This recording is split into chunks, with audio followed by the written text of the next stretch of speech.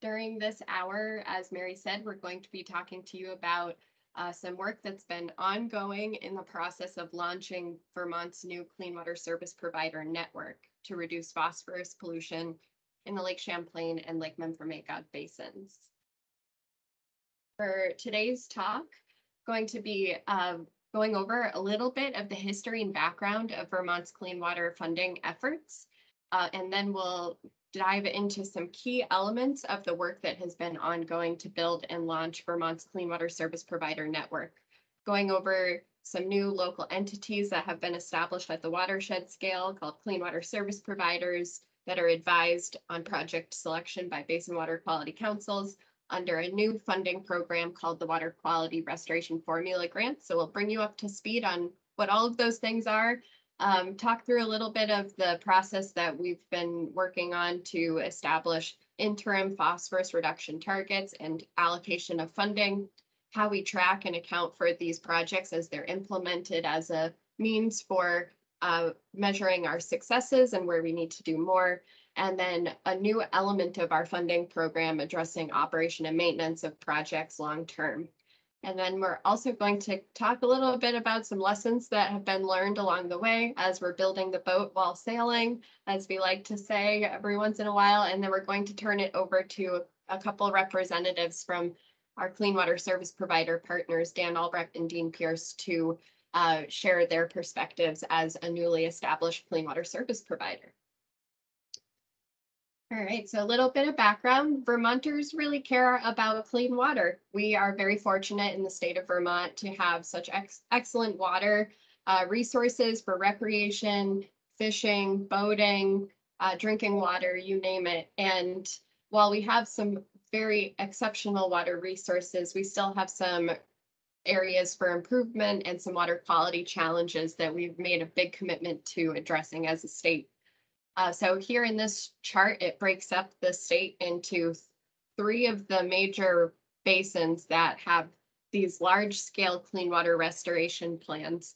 These clean water restoration plans are put into place when a water body no longer achieves water quality standards and it is considered impaired. So most of the state is covered by a large-scale nutrient impairment clean water restoration plan. So the western half of the state, the Lake Champlain Basin, and in the northeast corner, Lake Memphremagog, there's an imbalance of phosphorus in the lake that is fueling these harmful and sometimes toxic cyanobacteria blooms.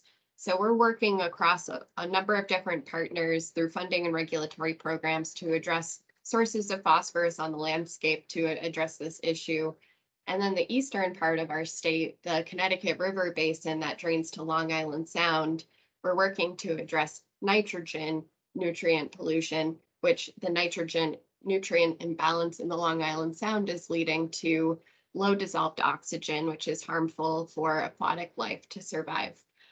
So most of our state is covered by these large scale restoration plans, also known as a total maximum daily load, or TMDL.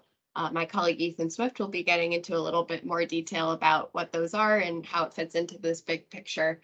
But that is sort of at a high level, the water quality goals that we're working to address under this framework.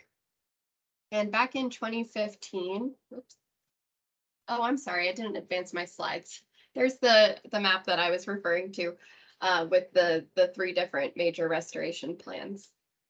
And then back in 2015, when the state was making an update to the implementation plan for Lake Champlain, the state legislature enacted the Vermont Clean Water Act, or Act 64 of 2015.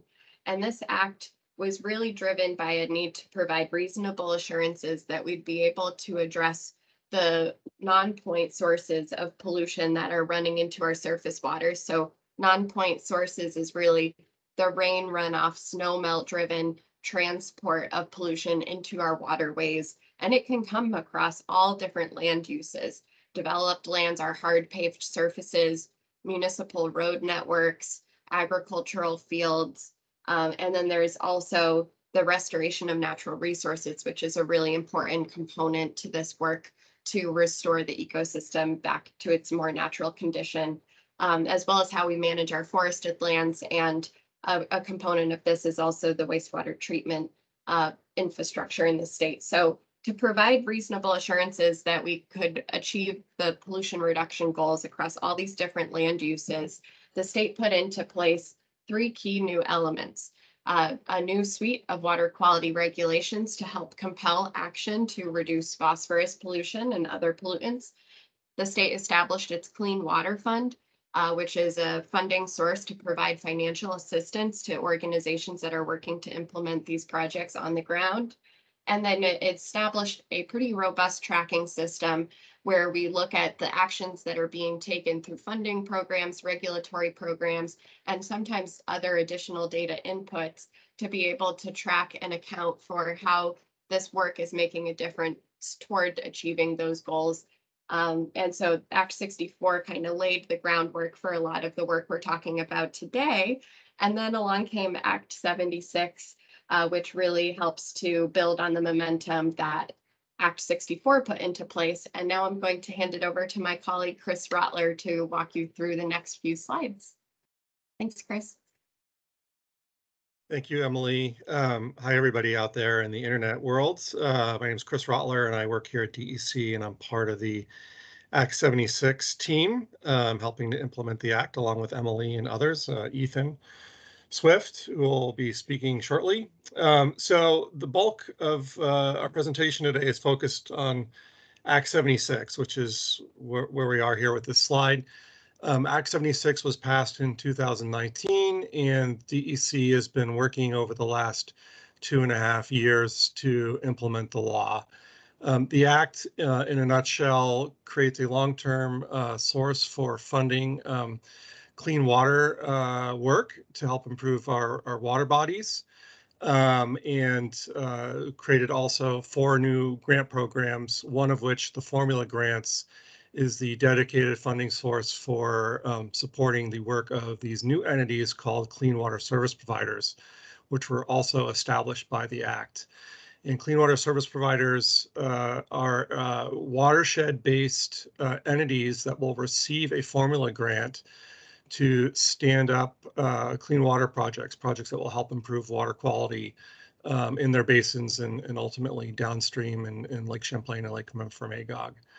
The focus of the clean water service provider work is on non-regulatory projects. That's an important part of this dynamic, where a non-regulatory project is basically a voluntarily implemented project. It's not something required by regulations such as, say, a 3-acre stormwater permit or a wastewater treatment facility permit, but we still need to implement these non-regulatory projects or these voluntarily implemented projects to meet the TMDL or the Clean Water Plan that Emily was referencing. So these dollars are an important part of that plan to help improve water quality. Next slide.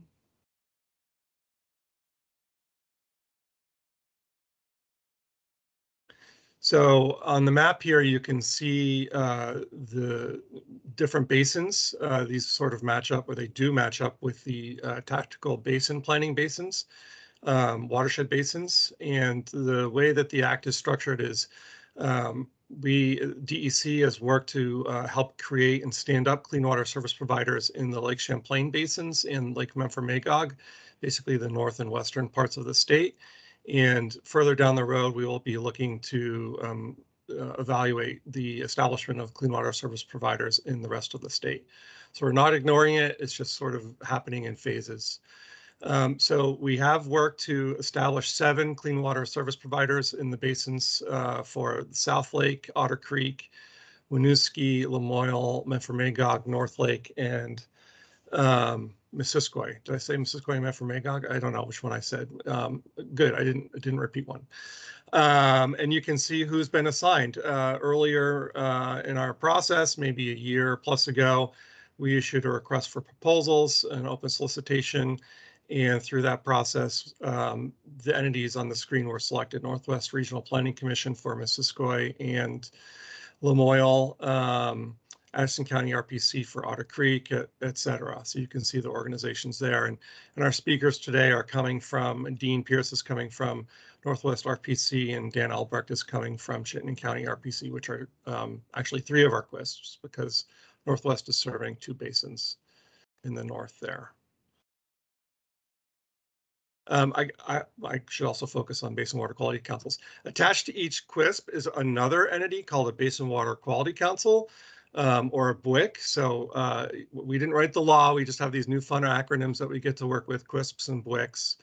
And a BWIC is a body of folks from the community, 9 people assigned by the law, to help the QSP prioritize various water quality impairments in the basin. Now, that's a little complicated because basin plans do that, and there's science that does the prioritization of what the impairments are. The phosphorus impairment is what it is, and the nitrogen is what it is, what Emily was talking about. But the BWICs are going to help work on various projects and decide which ones should be prioritized to help address those impairments in their basins. Next slide, please.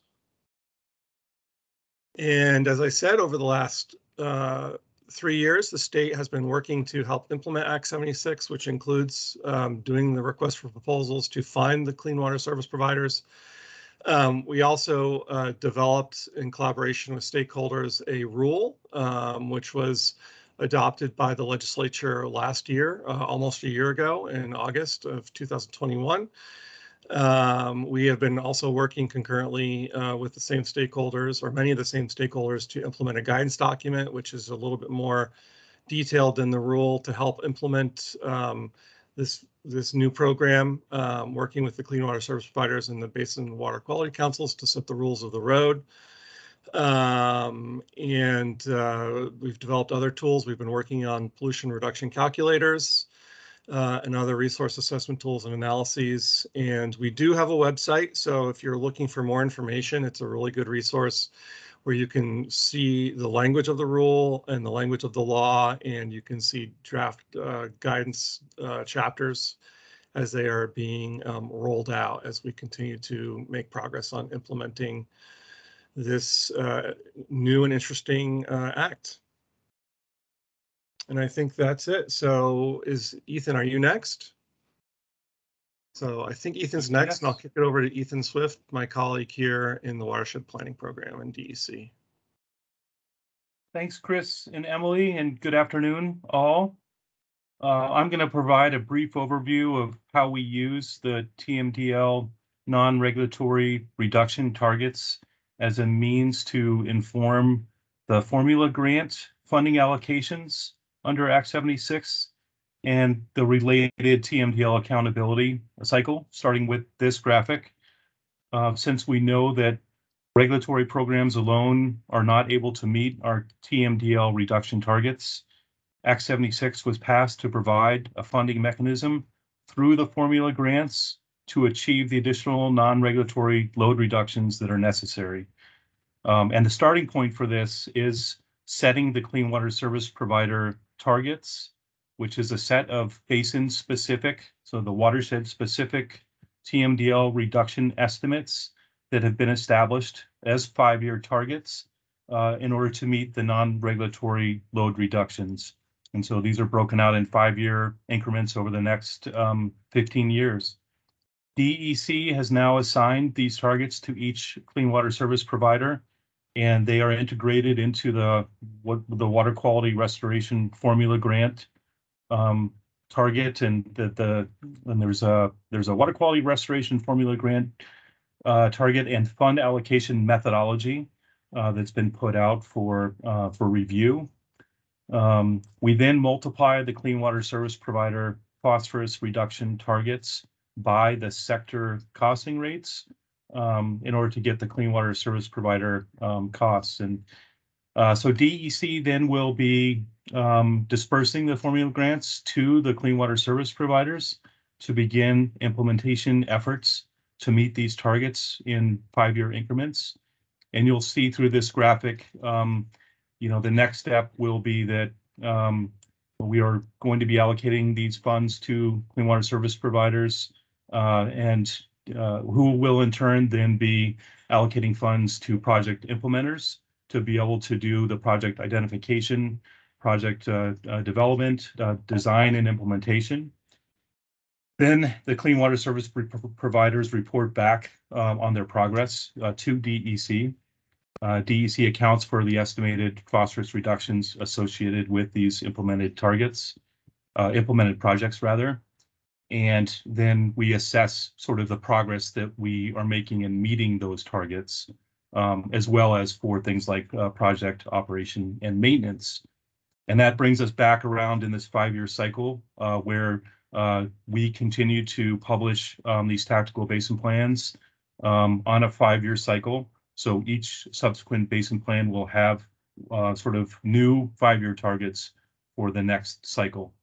And that's really based on, again, on the progress that's being made. Next slide, please.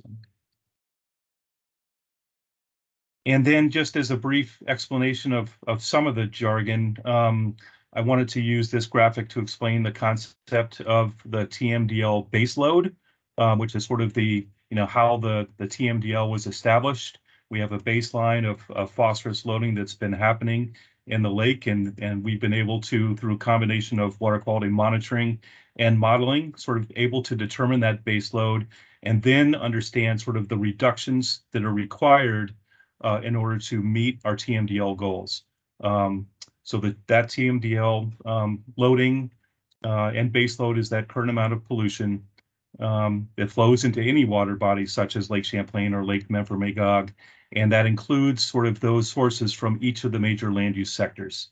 So for agriculture, developed lands, forested lands, etc., those target load reductions for both Lake Champlain and Lake Memphremagog are those necessary to bring an impaired water body back into compliance with our Vermont water quality standards.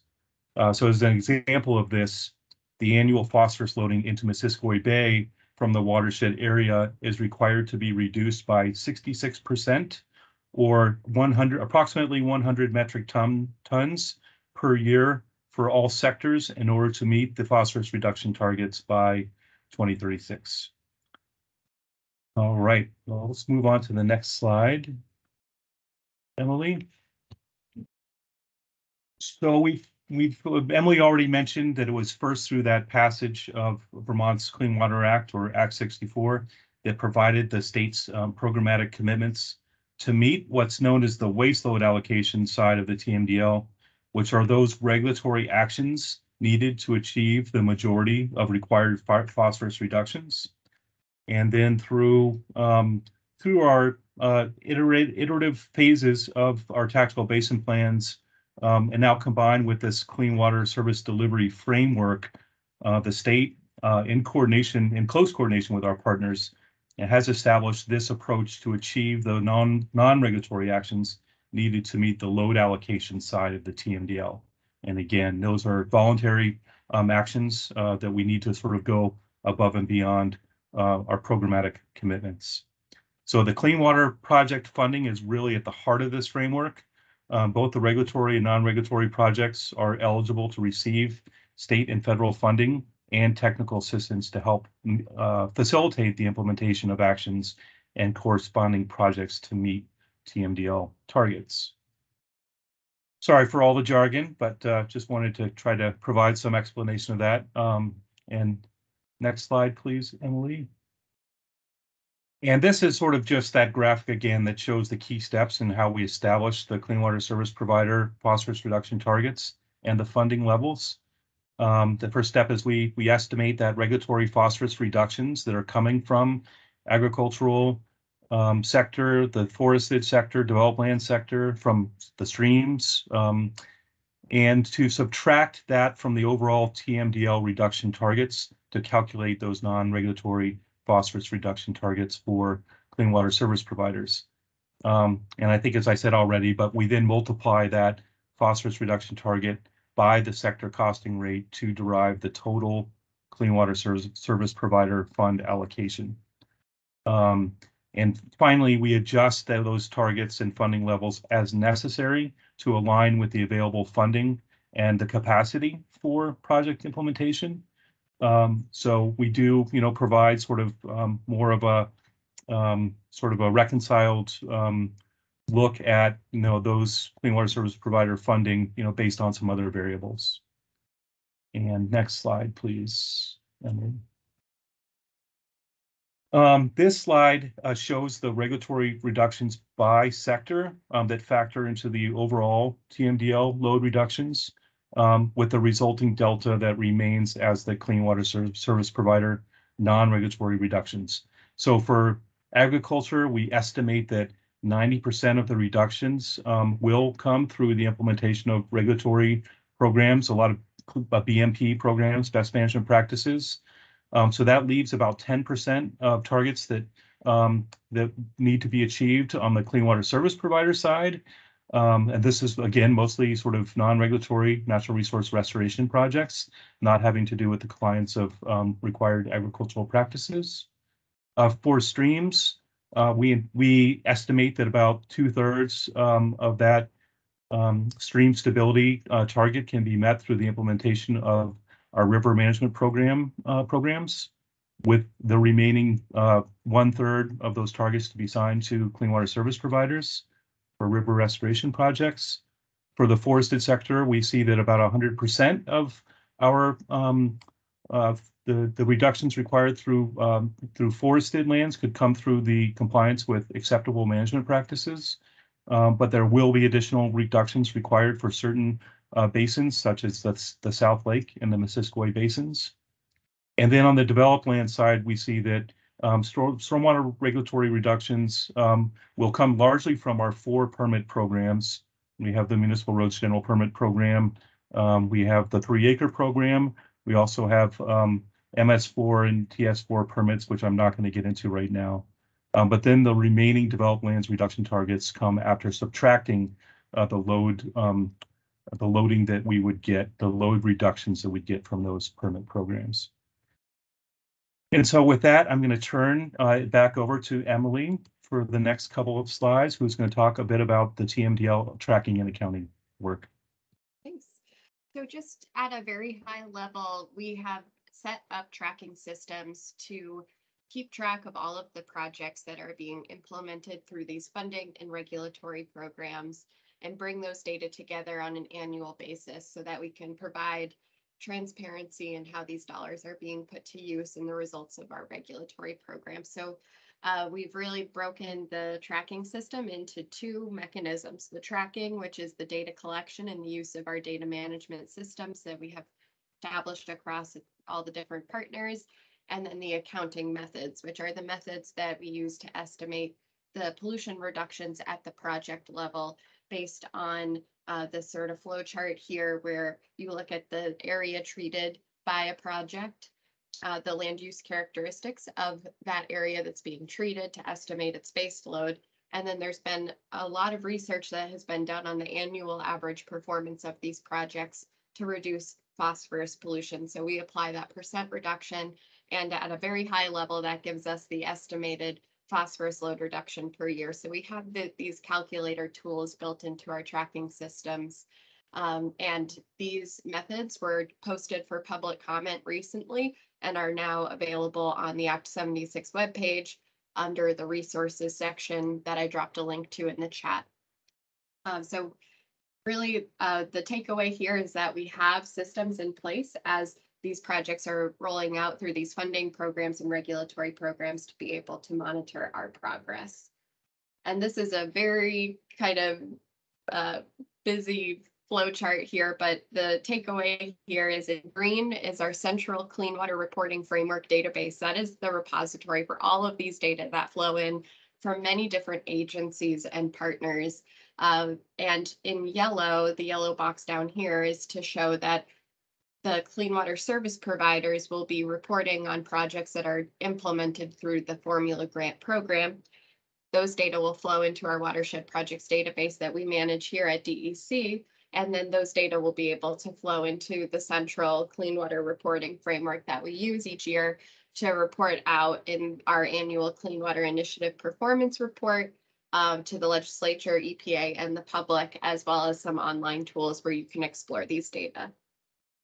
And then the other new component, oops, one more slide on that.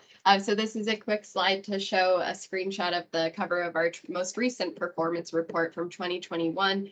And this graphic here shows how we're able to estimate the phosphorus load reductions for the Lake Champlain Basin. And we can also do this for the Lake Memphremagog Basin currently. And you can see that as we've started to track and account for these project benefits in state fiscal year 2016, the load reductions continue to ramp up as funding and capacity continues to build. So we'll be using this as a tool to monitor our progress as part of this system. The other new component that comes along with Act 76 and the Formula Grant Program is that we're not only funding the project identification, design, and construction, we're also going to be providing financial assistance to support the post-construction operation and maintenance of these clean water projects for the non-regulatory component of the TMDL. So this program that's under development currently will provide funding to partners to support operation and maintenance of projects. It will include a verification component where state-funded projects are verified to exist and that they're under operation and maintenance to make sure that they are meeting the phosphorus reduction rates and the performance that we anticipate them to make. And there's also a training and education component of this program to build capacity and standardize best practices around operation and maintenance, really with the ultimate goal to increase the confidence that state dollars are being spent effectively and that these projects will persist long term. And now I'll hand it back to Ethan. Thank you. Great, thanks, Emily. Yeah, this painting by Dana Schutz may resemble some of the dynamics of how we continue to build the Act 76 framework, and building the ship while sailing may be a good euphemism for the turbulent waters that we have sometimes needed to navigate to launch this seaworthy vessel that we now know is the Clean Water Service Delivery Act. Note that some of the people in the painting are actively building the ship, while some try to navigate using a sextant and decipher maps, while others eat and sleep. And then there are a couple of folks who are clearly seasick and may have reached the limit of their capacity. But along this journey so far, we've learned some good lessons as we continue to build this ship. And one of those lessons is that stakeholder engagement is critical to our success. We wouldn't be able to do everything that we're doing and achieve some of the progress that we've already made without our partners. Another one is that adaptive management is key, and where we've needed to assess some of the gaps in our strategy and guidance development, it certainly required an adaptive approach. We also need to recognize those areas for process improvement, and also we are looking to break down any barriers for participation in this process and for folks that haven't maybe been typically brought to the table in some of this work. Next slide, Emily. So yeah, as I mentioned, stakeholder engagement is critical to our success, and we've been looking at how to continue to develop and deploy different engagement strategies. We do see our tactical basin plans as the TMDL implementation vehicle. We have different content within the plan that identifies some gaps in our ability to achieve more of the basin level, the regional and local engagement with communities, for instance, and different groups. We also use our tactical basin planning support grants for education outreach efforts with our partners on that basin scale. And then lately we've been doing a lot, and certainly the Clean Water Initiative program has been doing a lot with the multimedia outreach efforts, and this Clean Water Lecture Series is a good example of that. We have different training videos that we've been putting out on YouTube and trying to message out about those, but we also conduct stakeholder surveys and use our social media tools. We've been taking advantage of work groups and meetings, and trying to maintain also a newsletter on a regular basis. And then we do need to assess, our gaps as we move along in this process of sort of continual improvement. We certainly look at and we take an adaptive management approach to look at some of our funding mechanisms. The block grant approach has certainly expanded the queue of potential clean water projects that are out there. And the block grants include funding for project development, design and implementation of projects, and for more specific types of projects like riparian, buffer planting, dam removal projects, and then for other projects like river corridor easement. So we need to use this adaptive approach as we transition out of some of these block grants and into the formula grant, certainly for design and implementation, while some of these block grants may remain in place to continue to build on those projects that we identify. And we need to build capacity within the system. We need to build capacity with our partners and expand the partner network. And currently, one of our colleagues, Gianna Petito, has been leading an effort to work with a consultant and work with our partners to see how what sort of opportunities exist to build some more capacity. And then we've also been working a lot on different training opportunities out there and trying out new methods, new tools, different ways that we can try to enhance reporting. We do have a couple of videos out there again that help just provide some of that training and serve as tutorials. And then we're working hard on developing guidance materials related to the Clean Water Service Delivery Act. And then also, that's very important, we continue to look at ways that we can break down barriers for participation.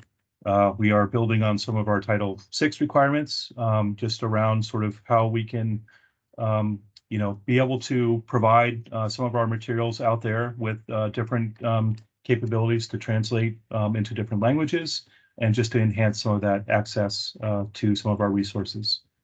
We're also trying to really expand our opportunities around environmental justice, equity, diversity, and inclusion, applying some of these principles to our clean water funding, for instance, working to incorporate some criteria in some of the funding, and really to try to enhance our community engagement and reach out to more of the underserved and disadvantaged communities out there to enhance their participation.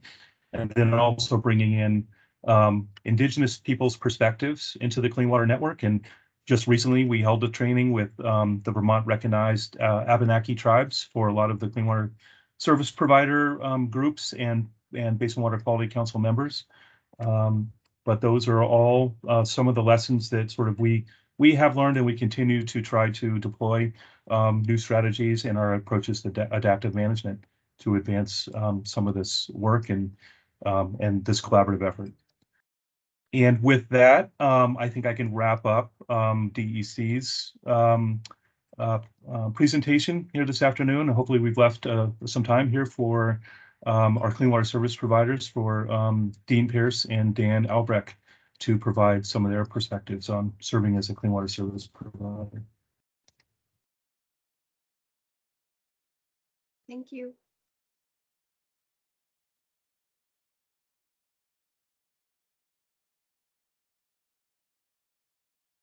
Okay, those slides showing up there?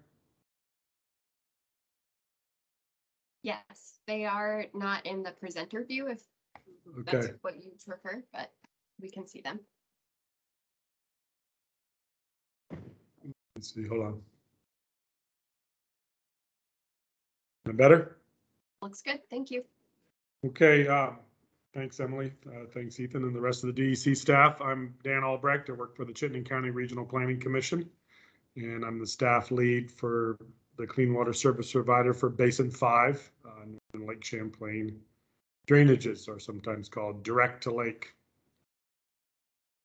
So I'm just going to keep things very sort of high level here, mostly to talk about how the RPCs got involved in this effort and why we put through our hat in the ring to be clean water service providers. So I'll talk a little bit about how we got to where we are and why we think this is a good fit for this regional model that DEC and the state of Vermont have created.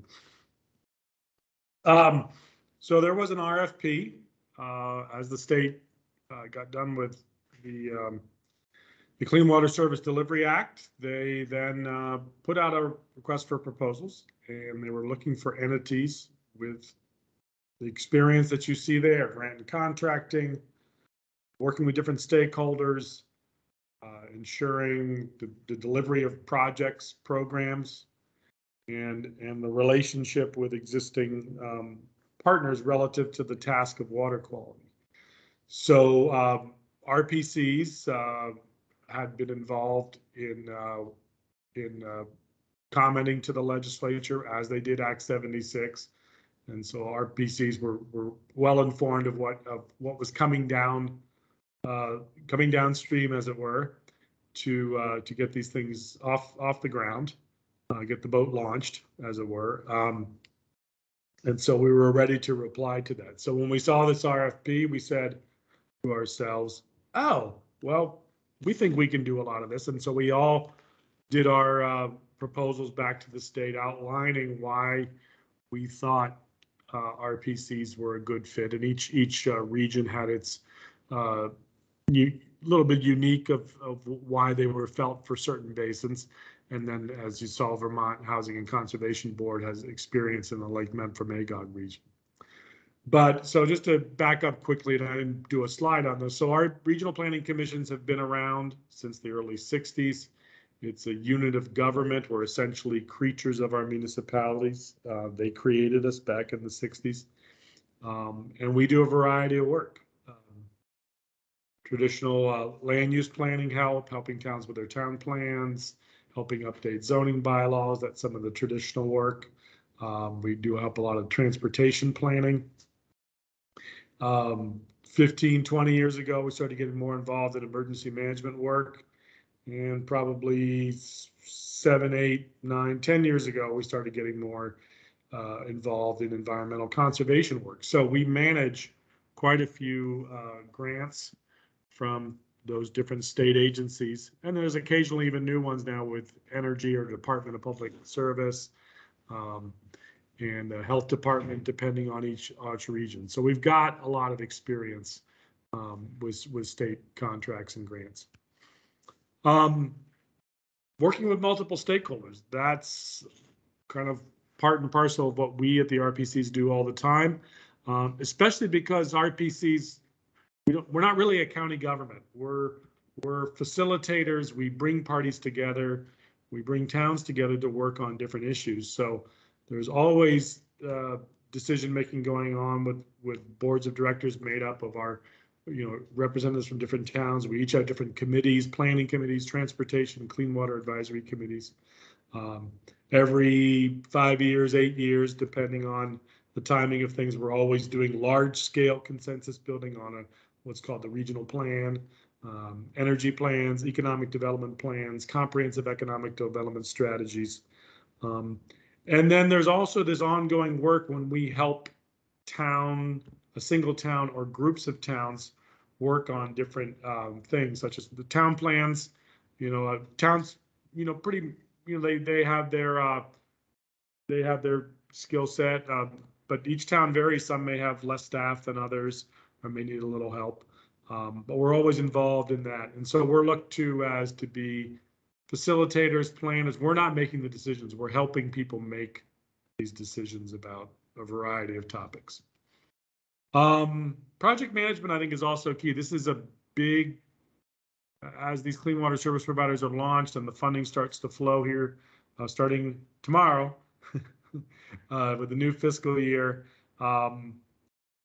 There's going to be a lot of funding going through each of the clean water service providers. And one thing that RPCs bring to the table is that we're well-established organizations. We've all been around a long time. Every RPC has several planners that have been there 10, 15, 20 years or more. They know the players, they know the people at the state, they know the people at the town. And in recent years, they've gotten to know, all the people in the water quality world, the DEC staff, the watershed groups, the natural resource conservation districts. So RPC staff, again, we're very familiar with how to do reports to the state, whether financial reporting or performance reporting. We supervise contractors all the time, engineering firms all the times, et cetera. So that's what we do. And in more recent years, especially with regards to water quality partner networks, thanks to DEC providing the tactical basin planning outreach grants, since FY16, we've been able to be more consistently involved instead of periodically involved in water quality discussions around basin plans.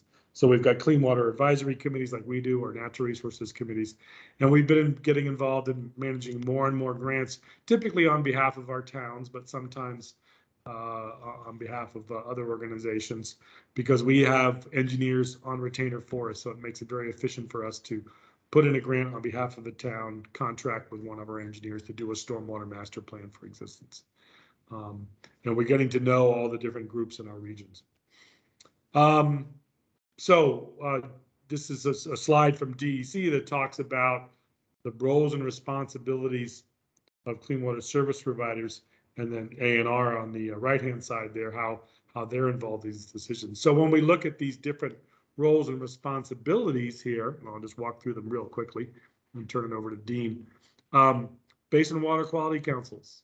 It's just like working with the committees we have. We set up an agenda, we work with our chairs, we get materials, we get presentations ready, we upload them, we publicize that the meetings are taking place, we record them, we get the minutes up, compliant with Vermont of Open Meetings Zone. Grant guidelines.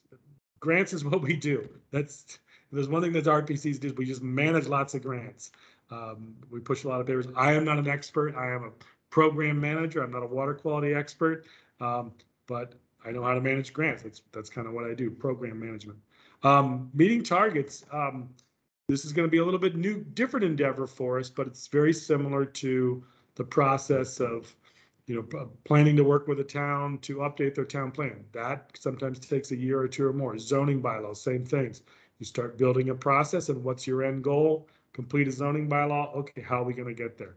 So I think here with these targets, the same thing. We're going to start building projects, identifying projects, funding projects, and getting them done and tracking. Subgranting and subcontracts. Yep, that's what we do, because we do transportation planning, we do brownfields planning, so we have engineers on retainer for all that. We know how to procure them.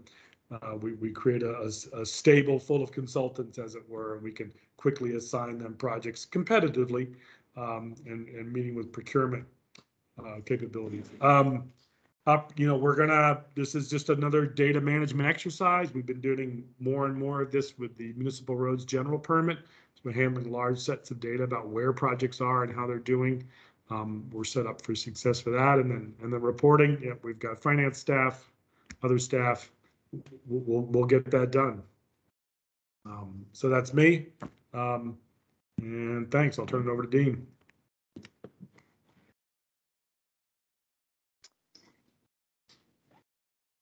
Thank you, Dan.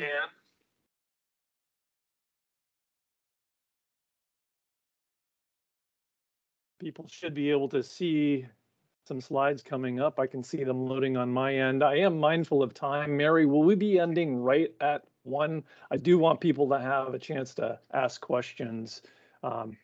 So at this rate, we might not have much time for that. But anyway, are we going to close right at 1? I'll be available to stay after 1 if other people are as well, but I won't require anyone to stay past 1. Okay.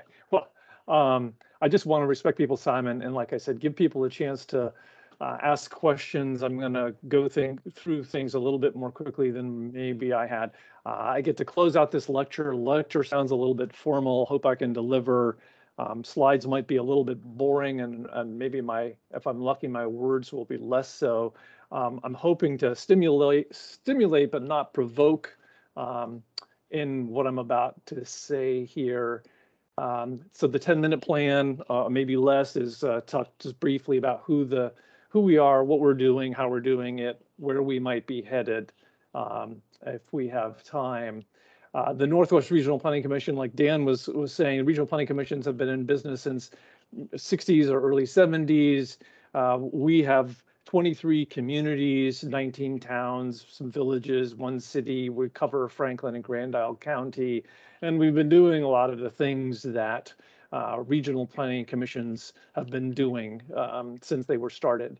I'll talk a little bit as I go forward about what we are doing, We are the QUISP for 2 basins. We are focused on phosphorus reduction. I'll briefly talk about our motivation and also just talk about how we're doing what we're doing. As some of the pictures that you've already seen show, we are in Northwest Vermont and the QUISP for 2 basins. So we cover a good portion of the Northwest Vermont, except that area that drains directly into the Lake Champlain. People can see this on the map, and I won't dwell any further on that. I share graphics, and hopefully people can see a couple of graphics on the screen here. I share graphics like these showing the TMDL target reductions in our 2 basins quite frequently during presentations for a few different reasons. First is that they show that the scale and nature of the phosphorus reduction problem we face does vary by basin. What Vermonters will be required to accomplish in the Missisquoi, whether through regulatory or voluntary action, is very different from what Vermonters will be required to do in the Lamoille. Another reason I share these graphics is that you'll see many graphics that have to do with phosphorus efforts that focus on what's been accomplished, and that's valuable. I feel it's important to contrast that with the scope of the work ahead. Third, in basins like the Missisquoi, at least, we're looking at P reductions of 66% or about 100 kilograms, as I think Ethan said earlier, so I'm glad our numbers match. Regulatory efforts are expected to address 2/3 of that. Non-regulatory efforts, 1/3 of that, or about 31,000 kilograms. Long story short, it's a lot.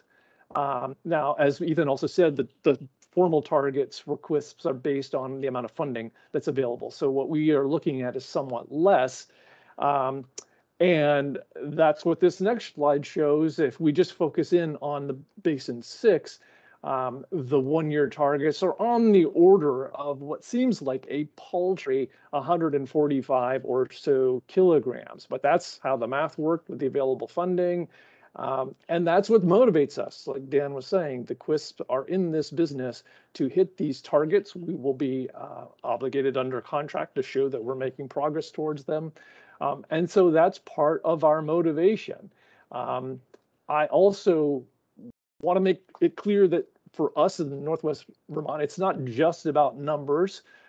We're motivated for other reasons. We've got firsthand experience with the negative impacts of excess phosphorus in our lakes, and some of us have been supporting these efforts for decades. So in terms of how we're doing it, this is maybe more the more useful stuff. I want to just say it's our view that this is really a paradigm shift. The changes that were brought about by Act 76 does represent a paradigm shift. It's not simply adding more funding to the old way of doing things. It's really a new way of doing things. The images on the right are some models showing the center at the state of a process, kind of like the hub of a wheel. And I would say that under this new system and this new paradigm, really the QUISPs and their BWICs are closer to the center of the wheel. Something else I wanted to say is that we have theory and we have practice, and we are making the best of our efforts. This left side of this graphic shows the tasks that are in our phase 1 and phase 2 contract, the startup phase. It didn't really go like working down a checklist. It's been a lot more like the process on the right. This idea of building a boat. It's been iterative, more like a series of loops. So using the sailing analogy, the wind has shifted a lot. Sometimes it's at our back, sometimes it's at our faces, and sometimes it's a crosswind that sends us going in circles.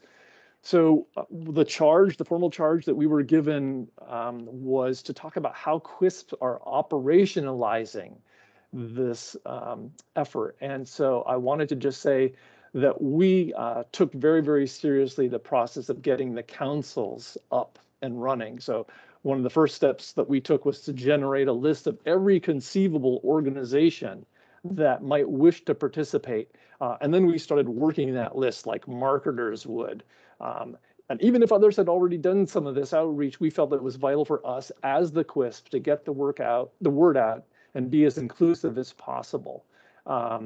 The DEC slides mentioned the importance of involving stakeholders, and it's really true. We were doing what some people thought was replowing old ground, but we thought that was very, very important. Creating new organizations out of whole cloth isn't easy, although as RPCs we've done this before.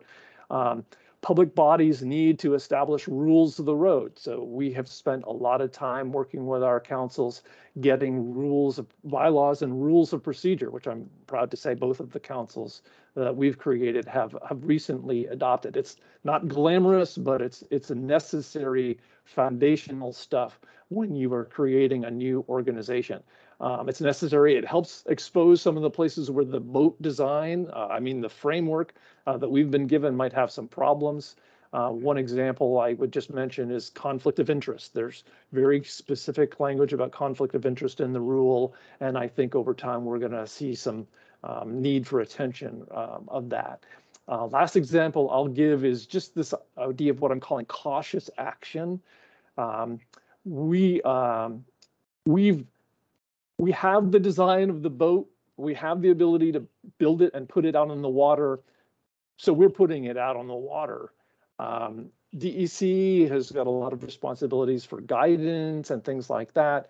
We could have waited for that guidance to be finalized before cracking the champagne bottle on the hull, but we decided to get out on the water and start sailing ourselves. And we'll use what we learn while getting out on the water to provide our comments to DEC. The other, and those examples I just gave you have to do with the council activities. I'm going to just zero in on some stuff that have more to do with the QUISP things. We have spent as a QUISP a lot of energy and effort creating our systems that will enhance our ability to manage projects. As Dan said, regional planning commissions do a lot of project management. If we have any hope at all of managing all the projects that we will need to, we have to bulk that up. So we have invested in our ability to deal with applications, design and implementation contracts, funds, and in time, we will have to manage operations and maintenance for a whole range of projects. So we've adopted something called Smart Sheet to help us do this. It combines accounting and resource management, project management, reporting, dashboards. It's a tool. And it's only a tool, but it's open, which means that we can set things up for our partners to access, and they can update data, and we won't have to handle data many times. No time to do any kind of Smart Sheet demo here, but I will mention that we do see it as being integral to what we're trying to accomplish. I'm going to skip over some things and just say the last thing we've been trying to do, we're planners. We're not experts necessarily in all of the facets here, but we are planners, so we tend to analyze things. So we have spent a bit of time doing very simple models to try to get a handle on where investments might go, what kinds of projects or combinations of projects would make sense for us to pursue as the folks who have this obligation to pursue the targets. Just to wrap up, as far as where we might be headed, it's going to be a little bit simplistic. I wanted to end on an optimistic note. One thing about new paradigms is that their implications aren't always understood. But where I think we are headed is it's an important question to ask. And I think that financial incentives, I think that where we will go is someplace we haven't been before. And I think that could involve financial incentives. Financial incentives aren't new. They are being used in the ag sector, but reaching our substantial P targets will require us to find new tools or use existing tools in new ways. And financial incentives are one thing that we might apply in with greater effort or magnitude than before. Only other thing I wanted to say before closing out is Shout out to the chair of one of our councils who is here, Lauren Weston, and I'm not sure if Peter is as well, but the people who are helping making this work are those folks who are giving their time, or in some cases, not strictly speaking, just giving it, but they're dedicating their time to this important effort. So I will end there.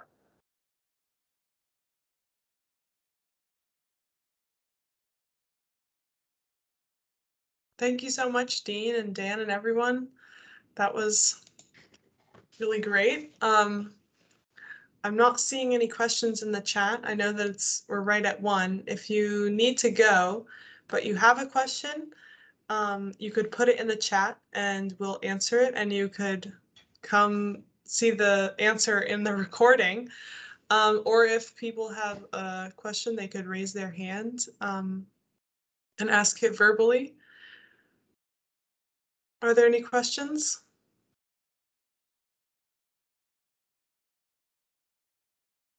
We wore them out. Just so comprehensive. I just dropped email addresses for all the presenters in the chat in case anybody wants to follow up offline. Thank you, Emily. No problem.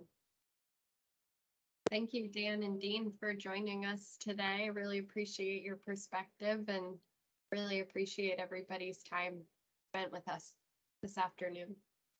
Okay, thanks for inviting us. Indeed. Thanks. Thank you, everyone. Have a good afternoon. Thank you. Take care. Thanks all. Have a great long weekend.